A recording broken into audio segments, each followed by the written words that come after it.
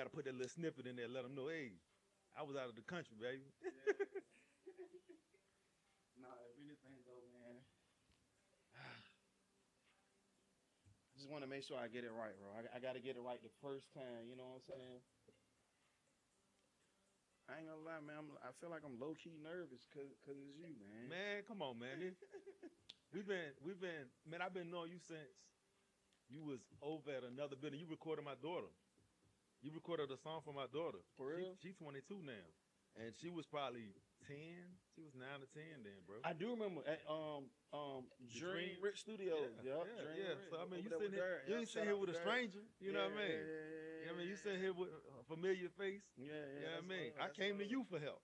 Yeah, that's love. And now I gotta come to you for help. I mean, it be like that. You know, it's full Yeah. circle. Yeah, definitely need that. So you got drinking on Sundays, and now you got Saratoga Dreamers. Give me a little bit. Tell me a story like about that. Like, what made you? What inspired you to do drinking on Sundays, and then fast forward about X, Y, Z amount of years later? What fast forward you to Saratoga Dreamers? Um, when I was at home watching The View one time, I saw like Whoopi Goldberg and all them on TV, Mm-hmm. and I kept thinking like I would do that with my homeboys, but we would drink, Mm-hmm. and I was like, it's gonna be drinking on Sunday. So maybe a couple of years after that, we got on TV. We was podcasting before Drink Champs, so we was out here doing interviews and sitting down with people at least a year and a half before they started doing their thing. But shout out to Drink Champs. Everybody who was seeing what we were doing, they was gravitating to the movement because people would come in and we would do interviews with celebrities. We was covering shows. We were taking pictures at parties, and that's how we was building a name for Yeah. the brand Drinking on Sunday. Fast forward probably about 10 years, that's when we made up the Saratoga Dreamers, Mm-hmm. which is the nonprofit arm of what we do. Okay. So it's the same 3 people, but we have a different mission and purpose for why we're putting together events. It's like drinking on Sundays is the turn up side, Mm-hmm. and then the Saratoga Dreamers is the family oriented side. Yeah. Yeah. I always liken it to like Drinking on Sunday is the Saratoga Dreamers' big brother. Mm-hmm. So they led the way for them. Yeah, You know what I yeah, mean? yeah, they that makes sense. they already knocked some doors down, and we're building on 10 years of experience of Drinking on Sunday, which So makes that's the- things go much faster for Saratoga So Dreamers. Saratoga Dreamers is still a baby. Yeah, probably maybe 5 years old now. Oh, okay. No. Yeah. Okay. And Yeah, you know, that's if you have a child that's 5 years old, you don't expect too much out of it just Right, yet. nah, yeah, You know, because it takes time to mature, grow, and develop. And that's kind of how I look at my businesses. Like, I don't expect it to take off when it's 1 or 2, but by the time it's 15, 16, 18, Mhm. 20 years, it should be something relevant in the community. Yeah. And you definitely landed your mark, bro. Like, it's crazy because like I be talking about stuff I want to do, or just like stuff I've done with other cities, and then when I be like, man, we need that in Suffolk, literally because I had a lot of one-to-ones with a lot of people. I don't record everything, Yeah, but every time, bro, your name come up. I appreciate that. Like, For everybody, shout out to everybody who Yeah. see the work and want to connect with us. You know, Yeah. we here to help build a community, one event at a time. Yeah, your name come up, and I think that says a lot about your character. You know what I'm saying, like who you are as an individual, and I know you from Drinking on Sunday. The Yeah. Saratoga Dreamers is kind of still new to me, but you can know a person your whole life and not really know who they are. You know Yeah. what I'm saying, like mentally, spiritually, or whatever. But when you came to my open mic, I saw a version and a side of you I ain't know existed. And the whole time I'm like, oh yo, this like my, out of town, wherever I see him at hype, man. Like what if Yeah. I see him anywhere I know I could turn over because I ain't know you like to have a good time Yeah, like that. yeah, I'm thinking with these, organizations, like you really like always a serious dude. yeah. But I was I like, get that a lot. Yeah. People be like, they'll see me and be like, I didn't know you were so funny. Yeah. Or like you laugh and joke because a I lot of remember what you I had a do comedian online. skit on the jank though. You had a comedian skit on Drinking on Sunday. Yeah. I remember that. Like I actually did stand-up comedy before. Oh, It for wasn't. I real? wasn't always a community activist. I used to rap. I made beats. like a lot of different things inside of entertainment. It's just Yeah, like yeah, now yeah. it's more community based. Right, right, So you have to make sure that your image matches up when you go into right, those rooms. right. But Hey, man. I'm not gonna abandon who I really am to get other things done. But I'm still Mhm. gonna present myself in a professional manner. Yeah, because it be. I definitely agree with you with that, man. Because it'd be hard for me, yo. Like, I be wanting to be like, I really be wanting to like open up and be myself a lot. Yeah, But then I know, like, I'm in people cribs, I'm in people church. yeah, You know what I'm saying? yeah. It's very. Classrooms, This is a very judgmental universities. society. I can't really, I'm a media guy, like photographer, engineer, stuff like that. So I ain't no Drewski with it. He's known for cutting up. Yeah, I ain't known for cutting up, but I do like to cut up. yeah, I yeah. love to cut up. Actually, Most people like to have a good time. yeah, man. It's how the good time is packaged. Yeah, Some events might say adults only. Well, an adult in America is somebody that's 18. hmm I may not want to party with somebody that's 18, maybe not even 21. But if you say, oh, it's 30 and up, you kind of hitting the target audience where these people are a little bit more mature. They've lived a little longer. They have more life experiences. So you expect less drama out of this group than you would from people who just started, even though by society standards, they're both equally adults and they could come party. So I'm gonna talk about because I'm mad I ain't get to stay that long. Juneteenth, yo. Okay. What was that journey like putting it together? But why? So I'll start with why. Juneteenth was always something that I spoke about on the internet, like on my Facebook page. I was always saying like, oh, it's not in the calendars. Like a lot of calendars didn't have it as a holiday. So once it actually became a holiday, I was trying to find places where things were happening. And the city, they had like two events, something at the library and the NAACP. They had an event. So I went to the city and was like, hey, I think I can put together a good quality event.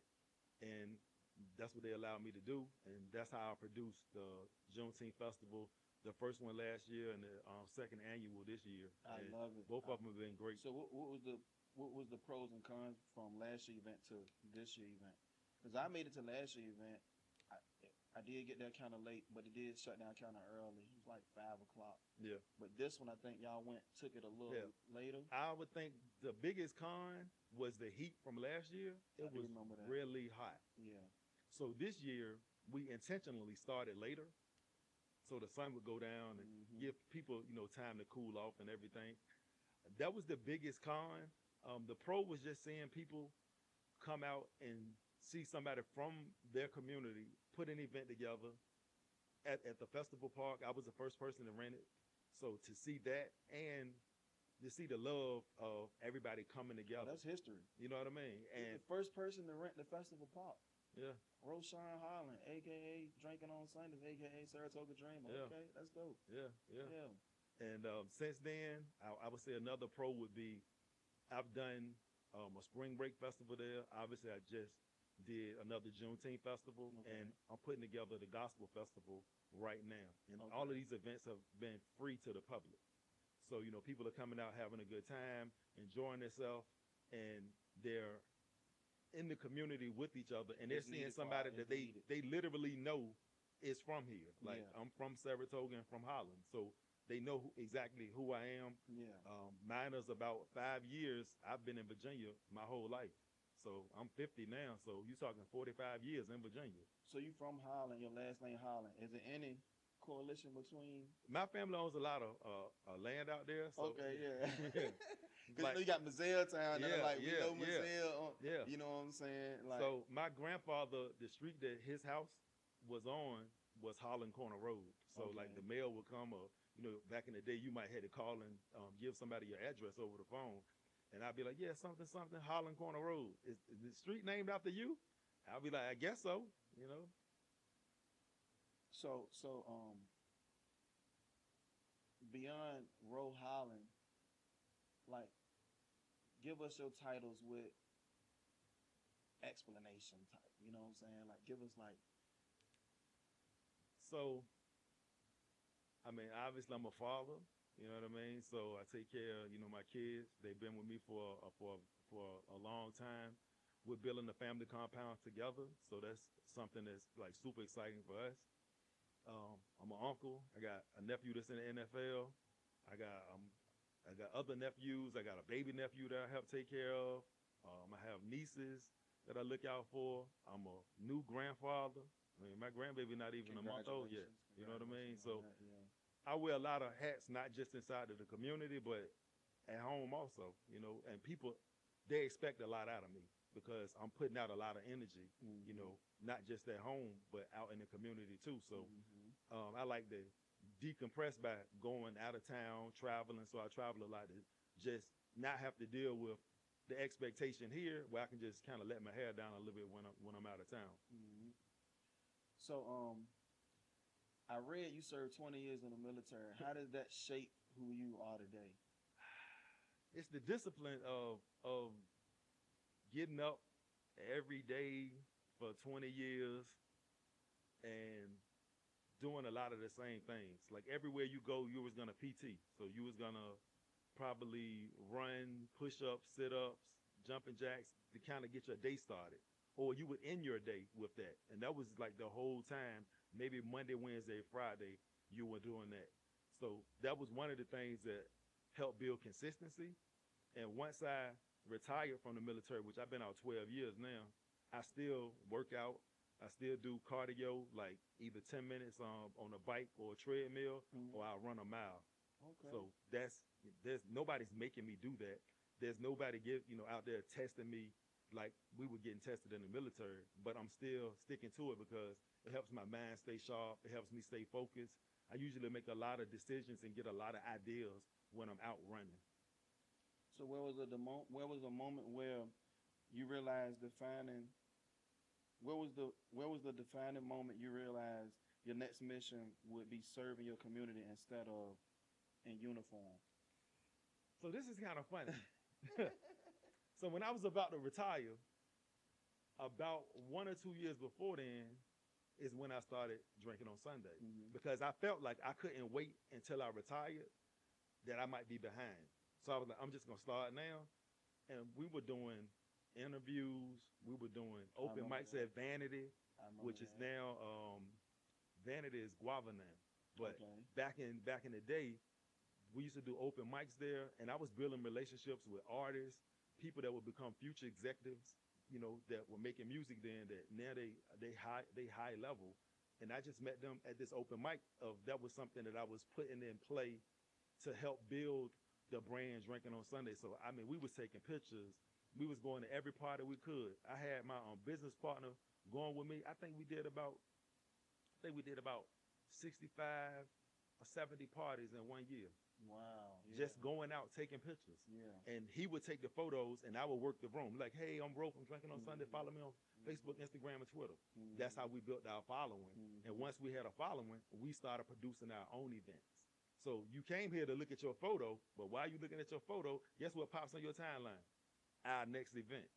And Right. now this guy has my photo, so he was at the event that I was at. Right. And now, I got like probably a good 7,000 followers on I think on Facebook. Plus, I can't add any more friends on Facebook either. Yeah. I'm Yeah, not yeah. sure They about give you my a limitation, real small yeah limit. Yeah. They keep the yeah. community tight. But that helps keep people engaged. And once I got out of the military, I I really went full fledged with going as deep as I could with every event that I possibly could get my hands on that Mhm. might either turn a profit, that might be good for the community, and then after a while, I started doing events that they were becoming lucrative.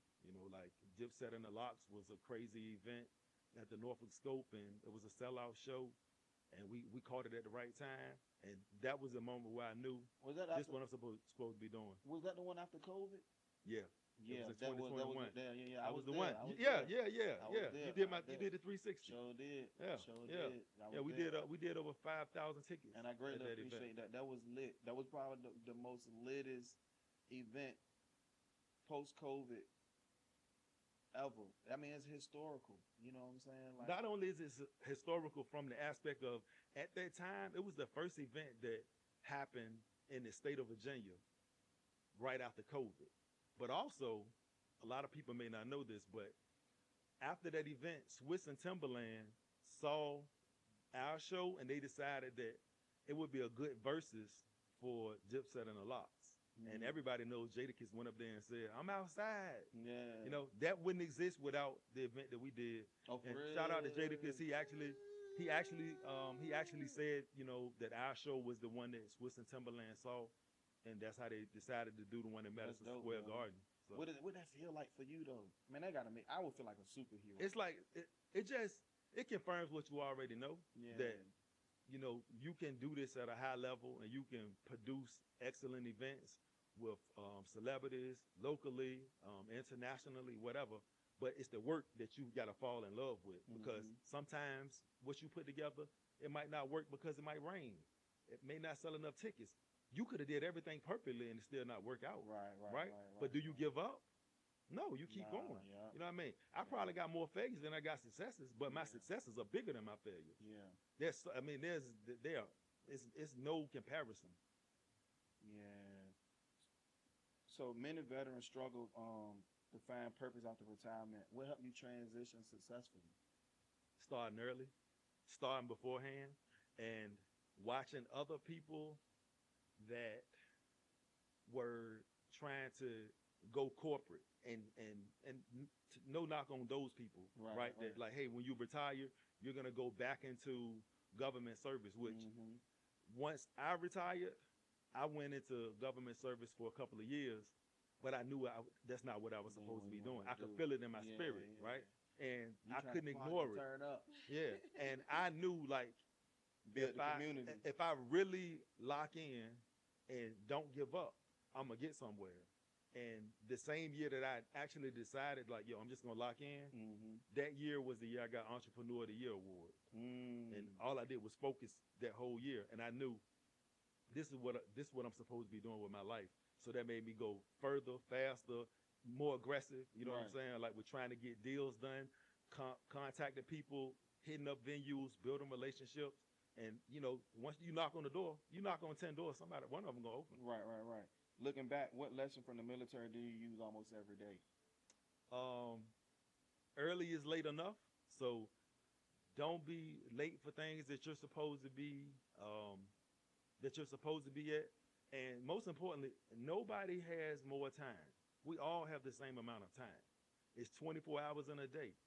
So if I want to get ahead of you, I have to take away an hour from somewhere else. While you may be sleeping, I may be up. You take an hour lunch break, I take a 30-minute lunch break. You eat your whole lunch break, I eat half of mine and go do something else. You know, I might get on Instagram and follow somebody that's important. You know what I mean? And then DM them. You know what I'm saying? Yeah. Because we have the same amount of time. How you utilize it is 100% up to you. And if I continue to do an hour every day, by the time the year passes, if you haven't done anything, I'm way ahead of you, right? If we're doing the exact same thing, right? We're working the same job, we're getting paid the same amount of money, but 1 hour out of each day, I dedicate to my craft. It's over with. I'm going to wrap you up. So what make you so fearless, though? I think, because, you know, doing the big events, like stuff like that, you know, it's all of it on you. Yeah. I think knowing that, you know, people say failure is not an option. It is an option. And I acknowledge that it's an option. It's an option that I'm doing everything I possibly can to avoid. So I'm checking the weather, making sure the sound man there, the DJ, you know, everything that I can really control, right? And still hoping and praying that it goes well. There's no violence. Everybody gets home safe. Yeah, because the Juneteenth event, when I only was able to chill for an hour. Yeah. But I saw the love, I saw the vibe. I felt it because people was coming up to me, showing me love and stuff like that. That weren't even from Suffolk. Yeah. And you know, that speak volumes, yo. Mm-hmm. You know what I'm saying? That speak volumes.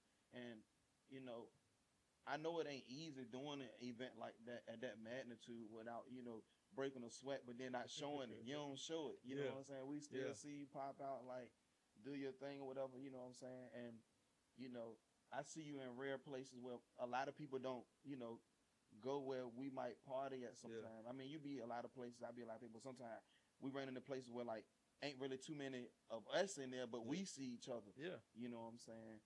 But no, I ain't never seen you sweat, bro. I never seen you sweat. You know what I'm saying? And I'm super big on doing stuff myself, like by myself. But now I'm at the point now I'm realizing like I I can't do it all by myself. You know what I'm saying? Yeah. It's success is a team sport. Yeah, I gotta partner up with some people and you know just get my mojo back. So have you ever failed an event? Like what? So this is funny. I rented Roger Brown for the debut of Drinking on Sunday on television. Mm-hmm. So we got all the TVs turned to the channel at about 11:45 because it's supposed to come on at midnight. My whole team there. Shout out to Doc and Booster. Without them, I wouldn't be here. Mm-hmm. So we there, and at midnight, it doesn't come on TV. Oh, right? YouTube. It doesn't come on at all, right? It doesn't come on any of the channels. An infomercial comes on. So like the first 5 minutes, I'm like, maybe it's a commercial or something like that. Man, like 10 minutes done went past. They don't never drop on time. This show did not air. It didn't air. They didn't. The people that was in charge of distribution, they didn't get it in time to put it on the slot to run when it was supposed to. So imagine everybody is there to watch it with me. This is essentially a watch party with no watch, nothing to see. Right. So we just had to keep playing the music, and Booster sat across from me, and you handle pressure well though. Yeah, you know what I'm saying. Yeah. How did you respond to that? We thanked everybody for coming. We had the DJ keep playing music. Everybody still continued to party. We turned the lights back down, and we came back solid with the next week it aired like it was supposed to. So people was tagging me like, oh yeah, we love this show, this, that, and the third. So it still was validation that you can do it, but sometimes things that you don't control are gonna stop you. But it doesn't mean you didn't do a quality product. It wasn't great because the next week people still said it was great. Right. You know what I mean? Right. So I understood like you can only control what you can control, which is putting it together. Yeah, because I definitely learned that. Yeah, like now I've learned from in the past when I used to do events and stuff like that from artists I record, that if there is a problem, the only person that's gonna know it's a problem is you. Yeah. The people they not gonna know Yeah. unless you tell them. Yeah. That's why I don't hand out programs or event guides because people they will hold you to that. Like at 4:30 this was supposed to happen. Well, we couldn't do that at 4:30 because we had to shift something around. Somebody had to leave early. You know what I mean? A lot of things happen behind the scenes that the general public doesn't know when it comes to show production. You know what I mean? Like just the other day, Jay-Z had to push his show back 4 hours because people rushed the door that didn't have tickets. This is a billionaire that's doing a show at Yankee Stadium that has to move his show 4 hours for the people that are already there. So people are going home at like 4 a.m. from the show that's supposed to start at like 7 or 8. So I say that to say you're never bigger than the program. Right. He didn't tell nobody that didn't have a ticket. Yo, just rush the door, bro. You know what I mean? He still had to stay locked in for 4 hours until it was time for him to do the show because it was delayed 4 hours. Yeah. You know what I mean? So he's starting at 12 when he's supposed to start at 8. Yeah, that's crazy. Imagine me and you got to have the same energy 4 hours from now. Yeah. And we got to sit here and there's hundreds of people waiting to see me. Tired. Yeah. Lethargic. You done lost the vibe. Yeah. Don't let us be 4 hours drinking later, or something like that. You're not buzzing no more. I was empty at 5 to 6. I done started drinking, buzzing, so I could be ready by 8, and I got to start at 12. And you got to memorize the lyrics. You know what I mean? Like everything still is supposed to go smooth. And I think that's what's important about show business is that you are putting on a show. You are paid to deliver a product to the people that showed up for you, right? So you should work hard at making sure that what you deliver meets up to their expectation. You know what I mean? And some people don't do that. No. They just get the money or they raise the price, but you didn't raise the level of the experience to make it better for somebody who spent more money. Right, right, And right. that's where people kind of go wrong at. I feel. Yeah, yeah. Um, coffee or tea? I have never drinking a cup of coffee in my life. What? When I was young, my grandparents just told me not to drink it. You know, I was a kid. They was like, "Yo, it's gonna stunt your growth." I still grew up to be 6'3", so maybe they was right. You know what I mean? But they used to drink coffee, and it was more like a "do as I say, not as I do" type deal. So they put this stigma on coffee, like, "Yo, don't drink it." So I just been a tea person. And you know what's so crazy? In my mind, the way you be moving, I'd be like, I knew you were gonna say coffee. That's crazy. Favorite book? Where the red fern grows. They used to read it like in like fourth grade. Like they would have like story time, and like I had a teacher. She would read it to us like So it's kid friendly too. it's a kid friendly book. They actually turned it into a movie. It's about a boy and two dogs. I'm like a real big dog fan. So it's about a boy and his two dogs. He raised them up in Ozark Mountains. You know what I mean? They used to like chase raccoons. Like it's a great book and great story. Where the red fern grows. Favorite leadership quote? Favorite leadership quote. Man, I got so many. But I say this. This is what I tell people. You can do the same thing as me, but never forget you're not me. So it basically means, yes, we could start out doing the exact same thing at the same time, doing it every day, but there may be a calling over my life to do it more excellently than somebody else. Right, because this may be something that God put into my life that somebody else may not be doing it for the right reasons. They could be trying to be doing it for the money, which there is money to be involved in entertainment, but there's some people that like you can tell like there's a calling over their life. An opportunity that's going to come to them may not come to somebody who's they're not doing it for the same reasons. So that's why I say you can do the same thing, but you're not me, so your results may vary. Right. You know what I mean? We could eat the same thing, and somebody could be allergic to something. We can eat the same thing, but hey, don't forget now, you allergic to apples. I'm not. So we're not going to get the same reaction from what we did. That's deep. Yeah. That's deep. Biggest lesson you learned from failure? If you give up, you're definitely never going to get there. If you just decide like, yo, it didn't work, so you stop. But we're on a journey. You know what I'm saying? And when you're on a journey, the goal is to keep going. If we got in the car and we put on the navigation and it said, we're going to get there in 30 minutes, right? And then in the midst of our travels, a train comes. You're not going to get there in 30 minutes. It's not saying you're not going to get there, Right. but it's going to take longer than what you anticipated. Sometimes our anticipation makes us feel like it has to happen when we want it to happen. Well, if that was the case, I could have been born any year I wanted, right? You know what I mean? I could have been born in the year I wanted. Yeah. That's deep. You know what I mean? But that's not how it works. You know what I mean? It's bigger than us. You know what I mean? If you had an extra $1 million invest in Suffolk tomorrow, where would you put it? An extra $1 million. I feel like if we could get some type of sportsplex or something like that here, that would be great.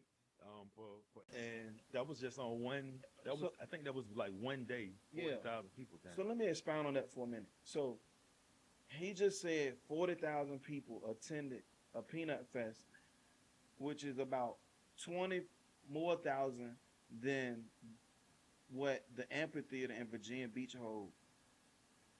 That just lets you know that the population in Suffolk has definitely grown. It's still growing. Like, Oh yeah, massive. yeah. They're putting up houses. Put the mic just down a little bit. Oh my bad. Right here, good. Yeah, and bring it down just a little bit. Right here. Yeah. Yeah, the population is growing. It used to be back in the day there was everybody knew everybody from Suffolk. Now you might know it might be somebody from Northern Suffolk that we don't know them. You know what I mean? And there's a lot of people that are in the military that are moving here because you can, generally speaking, you can get a bigger house than you could get in Virginia Beach with more land if you purchase it in Suffolk. What I noticed in Suffolk lately, now in about the last 10 years or so, when you ask somebody a question about Suffolk, or if you say you from Suffolk, or even online, they be like, which Suffolk? Yeah. I give you a good example. If somebody say they live in Chesapeake, you're going to ask them, do they live in Greenbrier or do they live Like Deep Creek area or Great Bridge? Great something or like Chesapeake, like Chesapeake Square over that side because they're not near each other, mm-hmm. right? Mm-hmm. One is this way, one is that way. So if Yeah. somebody say, yo, I live in Chesapeake, you definitely need to know what side. you on? You know what I mean? Because if I'm coming to visit you or check you out, and you say you in Deep Creek and I'm going to Chesapeake Square, Yeah. we're going opposite directions. Yeah. So if somebody says, I'm in Suffolk, but I'm in Harborview, we know that you up there. You up there. Right? Yeah. And we technically, we say that's northern Suffolk. That's right? northern. We don't really even acknowledge it as if it's it's Suffolk. It's like old Suffolk and new Suffolk. The old Suffolk, we know downtown. We got the buildings, the tall buildings, close streets, like like New York. I get a lot of people come from Carolina that come to the studio, and they be like, oh, I didn't even know this was like this out here, like a little New York. You know what I'm saying? Which is pretty funny, but yeah, like it's definitely it's a difference in the stores, it's a difference in the energy, it's a difference in I don't even know if it's the right word, but we downtown, they'll say downtown is more country, but we got more like the city type vibe where you can walk the sidewalk and go bar hopping and stuff like that, and it's still growing. You know what I'm saying? It's still growing, which makes stuff pretty dope. Yeah. Like in the last 10 years since I've been here, I absolutely love Suffolk, Yeah. Like I'm one of them ones I can say. I mean, I've introduced a lot of people to just this area when they come to the studio, record and stuff like that would have no reason to ever be in Suffolk besides the fact they coming to record. Most people pass through here on 58 and they don't get off to see anything. And it's probably been like that ever since we were younger because we didn't have a mall. No. So when we left, we got on 58 every time. But if you were in Portsmouth or Norfolk or Hampton, you wouldn't come to Suffolk because we didn't have something to bring you here, right? And in a sense, we still have some things that don't bring people to the city. But if we had but you know what do be bringing people to the city? The farmers market, yo. Oh, farmers market I just started going. Yeah. Now, from what I heard, when they put the festival jank here, they were supposed to be bringing a little more inland to draw more people, to get more people to ride through town to get to the farmers market. But the farmers market be it has a life of its own, and it's widely successful, across the board. It is lit. Like I love the support, man, because everybody is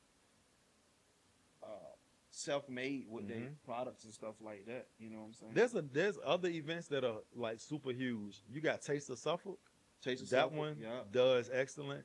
I think they did a Pickle Fest. Pickle Fest did like crazy numbers. Yeah. So the people are here, right? And if you put again, you have to get people excited and engaged about what you're offering. Yeah. A lot of times people are not really getting the people excited and they're still trying to push the product. Yeah. First, like our job is to make the product great and then promote how great the product is supposed to be. But if it's already mediocre, it's kind of hard to promote it. Have you ever thought about being a part of like Suffolk development, entertainment department? I sit on like some meetings, about things that are going to happen in the future of Suffolk. Yeah, because every city I go to, man, you know what I'm saying, I be seeing that they be having events frequently. Like Hampton every Sunday they have like a live band. Portsmouth every Thursday they have a live band. They actually shut the street down. Granby Street, they used to do First Fridays.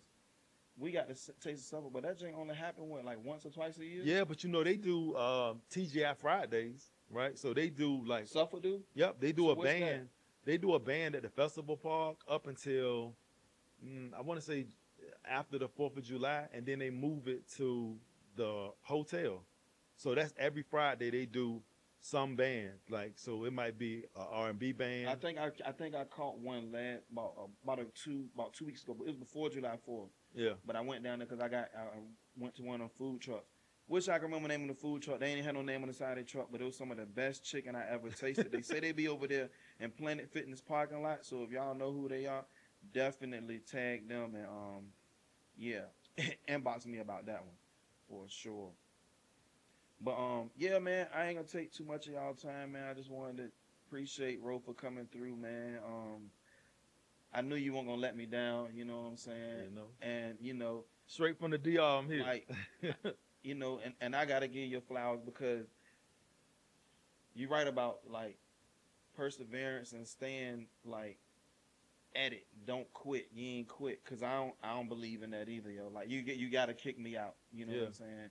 And even if it seemed like the journey just ain't going nowhere sometimes, it's just like if you don't let it go, just don't let it go. You know what Yeah. I'm saying? And Find a way to keep going. yeah. You know, like I said, you even if you don't have an hour a day to devote to your craft or your God-given talent, you got 10 minutes, right? Start with 10 minutes. You know what I mean? Look up some success stories and how old somebody was when they became successful. And you'll understand that you have time, but you don't have time because you don't know when the Lord gonna call you home, right? Mhm. So you ain't got time to be out here playing around, right? But in a sense of it doesn't have to happen today. Yeah. But that doesn't mean don't work on it today because again, you knock on enough doors, one of them is gonna open. Yeah. And then more opportunities are gonna come when you get in the room, you get at the table with the right people. Everything that you have been experiencing for 10 years, you're gonna sit there at the table and it's gonna multiply because you're gonna be around somebody else with 10 years experience, and somebody else with 10 years experience. You mess around and have 10 people at the table, you got 100 years of experience of doing events. So it's gonna be this much easier. Yeah, I will say you real smooth how you move, you know what I'm saying?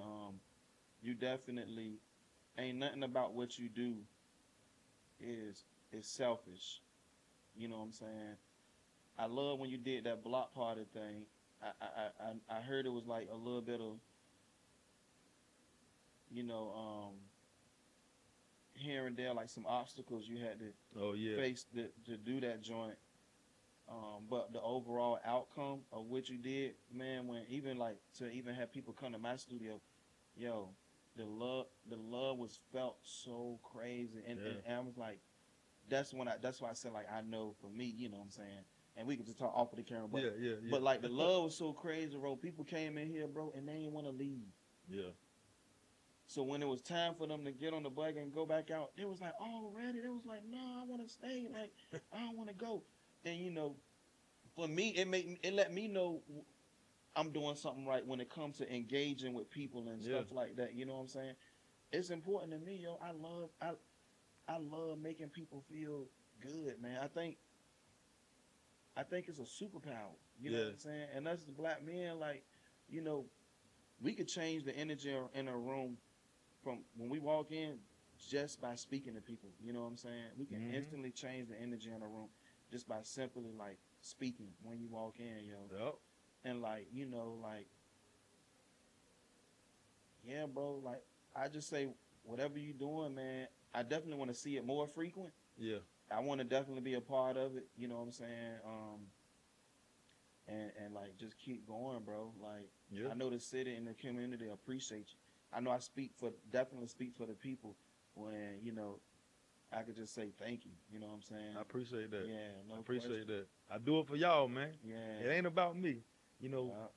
This is a different part of the journey. Like now that I'm at the point where I'm seeing like the progress is like I have so many new relationships that are putting me in different rooms and situations that I'm taking the city with me.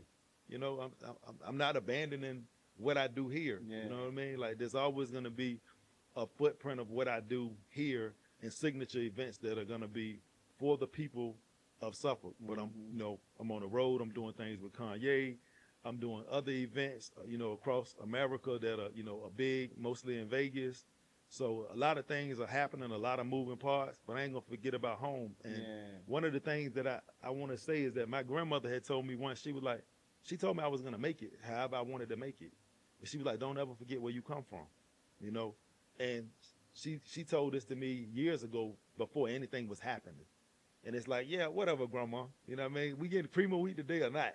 You know what I mean? So that's the type of conversation that she will pour into me. Like, you're gonna accomplish what you want to accomplish.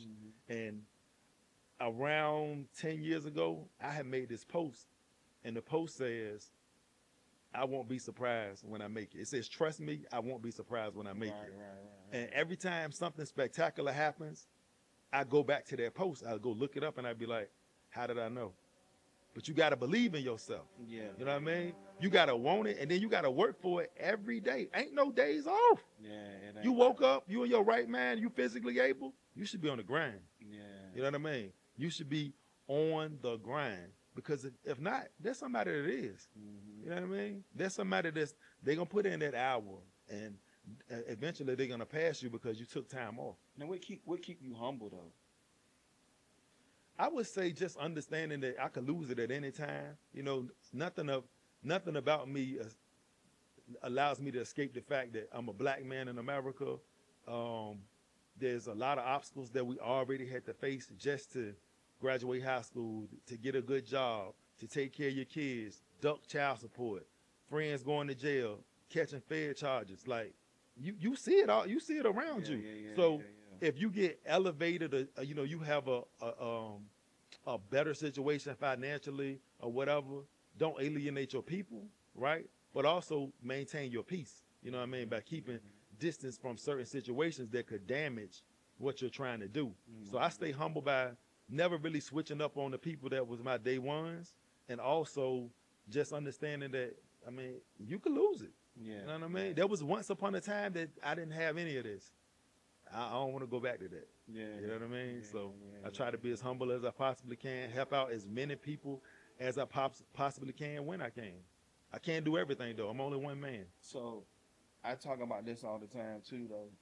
Like me just being able to be here in this space.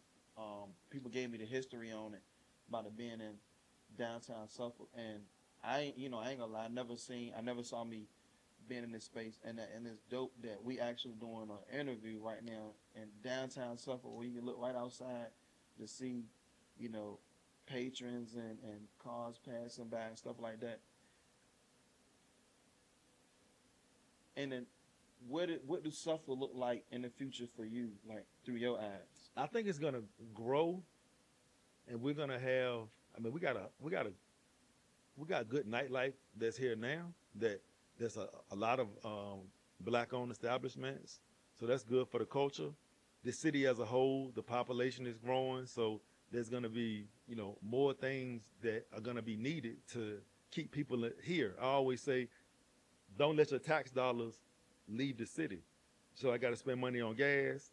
I got to spend money to get to pay to get in the door at the next place. Then I'm gonna eat there. Then I'm gonna drive back home. All of that money that revenue could be right here in the city if we have enough things for people to go do. You know what I mean? That could be movies. We got the skating ring. We talking bowling alley. There's a lot of things that are also needed to keep people here. You know what I'm saying? It's just like if we were kids in a house and you want your kids to stay home and not be in the street, you got to give them something to do. Yeah. You know what I mean? You can't just be like, oh, just stay here. But everybody down the street playing basketball. You know what I mean? We don't have a 24-hour gym or a place you can go play basketball late at night right now. That would be great. You know, throw some security in. Yeah. You know what I mean? Just understanding what the people need and then delivering what they need. Yeah. Don't ask them what they want and then you give them something that's complete opposite because it won't work. And I think we need people like, the reason why I say we need people like you in the office that got that kind of access, you know, because as far as like our community, you know what I'm saying, like that Juneteenth wouldn't have existed. Yeah. Which means people like us that want to be able, I'm going to say it like this, people that's from around here that have a hard time commuting out of, you know, because you got to go down 58 nonetheless, wherever you go, this area, to be able to get them something to do and something to talk about and ways to, you know, congregate and build with new people in the same community they probably never met before, new and old, because we got a lot of new people too now living downtown. So, like, stuff like that is needed on a heavy, high-end, like, high-frequency level because, you know, when I went to that Juneteenth jank, man, I saw that jank, bro, I was just like, oh, man. I was late to my other gig, bro. You know what I'm Yeah, saying? And 'cause I don't never like being late. you shot part of a video of all of I them shot walking the up dude like a walking one through. shot Yeah, joint. yeah. That joint was tough too. And like I ain't want to leave, man. The people saw me and hit me up like, you was being funny, you ain't even see me. And I said, no, you ain't even speak to me. I said, bro, if you saw me with my camera in my hand, I only can really see what's in front of me. So I ain't mean it. I said, but I didn't leave because I wanted to. I was having way too much fun. I showed up to my next gig late. I hope she don't see this when I come talking about it. But I showed up to my next gig late and everything, bro. I was like 30 minutes late. You know what I'm saying? Mind you, it was 5:15. She hit me up and was like, she gonna be walking through the door at 5:30. I had to be way in Norfolk by 5:30. So I leave this jank flying, doing like 80 miles an hour to get to Norfolk. I ain't even get there in time.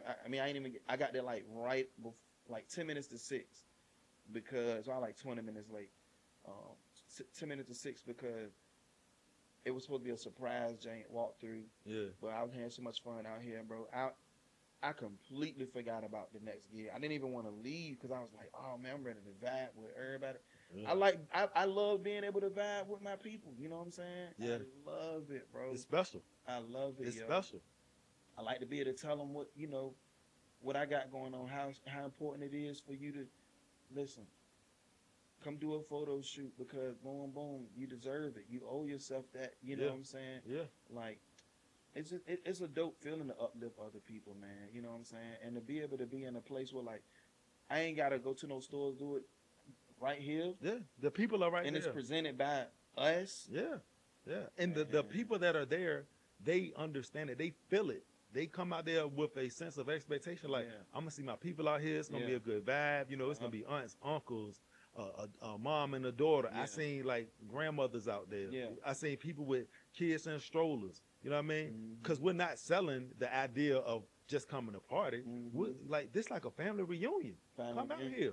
Yeah, because like when the last time, I guess I can say it like this. There's a lot of people out there that don't remember the last time they was able to take their lawn chair and go sit somewhere in Suffolk and have a good time outside their yard. Yeah. You know what I'm saying? Yeah. That's a dope. I mean, even like, and it's so family friendly. I could bring my mama. I love taking my mama play. I love, cause my mama know a lot of people in Suffolk. But do she get to see them? No, cause ain't nowhere for them to go. Yeah, yeah. We deliver. I mean, church is cool. Yeah, but we don't feel like going to church every Sunday. Yeah. No disrespect to the church. And there's even if you want to go to church, most people have their own church. Everybody got their own church. You know what I mean? So you might go to this church and this one, and they might be at the same time. So we would be doing the same thing, but we would be in different locations. This gives you a chance to celebrate a holiday, to come out with family and friends of all ages, and still enjoy yourself with good entertainment, good food, and the vibe is right. Like, people can feel the vibe. Like, yo, we just out here to have a good time, you know, and vibe with our people, and then we're gonna go home. Get home safe. Do you got anything else coming up at the festival ground? The Gospel Fest, September 5th, Labor Day weekend, 1 to 5, and shout out to Elonda for putting together the talent for that. So she's handling all the music and shout out who? Elonda Godwin. Yeah, she's doing the entertainment. So shout out to her. It's gonna be everything that Juneteenth is, but we're gonna put the gospel spin on it. So all of the talent will be from a gospel aspect. We're gonna have this thing called a healing tent, where we're gonna have mental health therapists. We're gonna have like physical health coaches that teach you things about like what to eat, nutrition and stuff like that. And then we're gonna have a pastor in case you need prayer, mind, body, and spirit. Something a little bit different, just to help people be the best version of themselves. Okay. Now black people love music. We got any singers or anything like music? Yeah. So we got singers. We have praise dancers. Okay. We got a couple of soloists. So yeah, we got good talent, and the flyer is gonna drop pretty soon.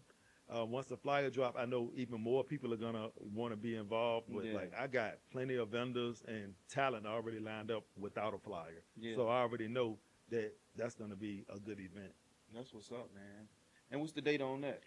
September 5th, Labor Day weekend, 1 to 5 at the Downtown Suffolk Festival Park. Okay. Come out and have a good time. Yeah, I think Exclusive I went over touch. my time. I think I That's went what over it the is. time with you. I wasn't trying to hold you up Oh too no, no, much. you good, bro. You know what I'm saying?